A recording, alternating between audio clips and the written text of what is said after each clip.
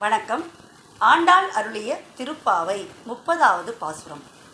வங்கக் கடல் கடைந்த மாதவனை கேசவனை திங்கள் திருமுகத்து சேயிழையார் சென்றிறைஞ்சு அங்கப் பறைகொண்டவாற்றை அணிப்புதுவை பைங்கமலத் தன்தெறியல் பட்டர்பிரான் கோதை சொன்ன சங்கத் தமிழ்மாலை 30ம் தப்பாமே இங்கு இப்பரிசுரைப்பார் ஈரிரண்டு மால்வரைத்தோள் செங்கண் திருமுகத்து செல்வத் திருமாலால் எங்கும் திருவருள் பெற்று இன்புறுவர் எம்பாவாய்.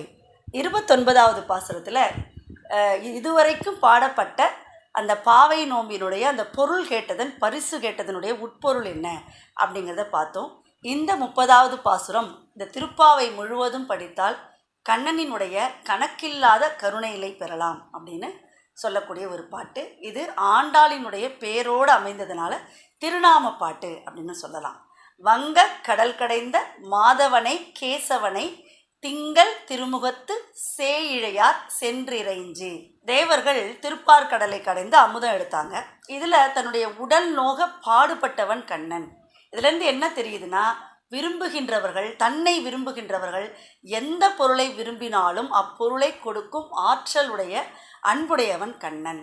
கேசவன் அப்படின்னா நம்ம கேசிங்கிற அரக்கனை வதம் செய்தவன் ஒன்று, அழகான கேசத்தை உடையவன் அப்படிங்கிற அந்த பொருளில் வங்கக்கடல் கடைந்த மாதவனை கேசவனை திங்கள் திருமுகத்து சேயிழையார் சென்றிறைஞ்சு.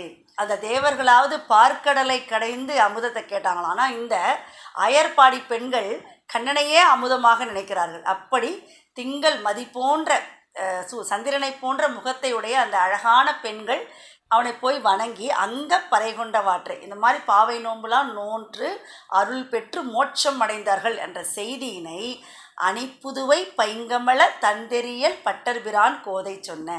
ஸ்ரீவில்லிபுத்தூரில் அழகான அந்த மலர்களை கொண்டு கண்ணனுக்கு பூமாலை சூட்டிய பட்டர்பிரான் என்கிற பெரியாழ்வாரின் மகளான கோதை என்கிற ஆண்டாள் சொன்ன சங்க தமிழ்மாலை 30ம் தப்பாமை இங்கு இப்பரிசுரைப்பார். அந்த கோதை சொன்ன சூடி கொடுத்த சுடற்குடியான ஆண்டாள் சொன்ன இந்த சங்க தமிழ் மாலை என்கிற இந்த அழகான தமிழால் கோர்க்கப்பட்ட இந்த பாமாலை 30 பாடல்களையுமே எப்படி இங்கு இப்பரிசுரைப்பார், அந்த முறைப்படி எப்படி அவர் சொல்லியிருக்காளோ அதன்படி நாம் பாடினால், அதன்படி நாம் அதை படித்தால் ஈரிரண்டு மால்வரைத்தோள் செங்கண் திருமுகத்து செல்வத் திருமாலால். திருமாலை பற்றின அனைத்து ஓமைகளையும் இதில் வச்சிடறா. எப்படியா, மிகப்பெரிய ஒரு உறுதியான மால்வரை தோல் அப்படின்னா அப்படியே மலை போன்ற தோள்களை உடையவன், செங்கண்ணன், சிவந்த அழகான விழிகளுக்கு சொந்தக்காரன், திருமுகத்து அழகிய முகத்துக்குரியவன், செல்வத் திருமால் லக்ஷ்மியுடனே இருப்பவன் இல்லையா, அதனால செல்வத் திருமாலால். இப்படிப்பட்ட அந்த திருமாலால் எங்கும் திருவருள் பெற்று உங்களுடைய காலம் முழுவதும் நீங்காத செல்வத்தையும் நிறைந்த ஆரோக்கியத்தையும் பெற்று நலமான வாழ்வு எங்கும் திருவருள் பெற்று இன்புறுவர் எம்பாவாய். அந்த கடவுளால் கிடைக்கக்கூடிய அந்த ஆன்மீகத்தின் மூலம் கிடைக்கக்கூடிய அந்த செழிப்பான பக்தியின் மூலம் எப்பொழுதுமே இன்பத்தை பெறுவார்கள். திருப்பாவையை நிறைவு செய்யும் நாளான இன்றைய தினம் சாத்துமறை அப்படின்னு சொல்கிறாங்க.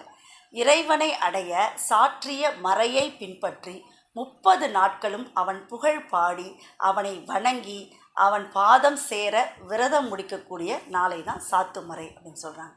மார்கழி மாதம் முழுவதும் நோன்பிருந்து பக்தியும் காதலும் வாழ்வியலும் அதன் உள்ளோடும் அறவியலும் அறிவியலும் என அனைத்தும் கலந்து உற்சவமாக நிறைவேறிய பாவை நோன்பு இதோ இன்றுடன் நிறைவேறுகிறது. நன்றி.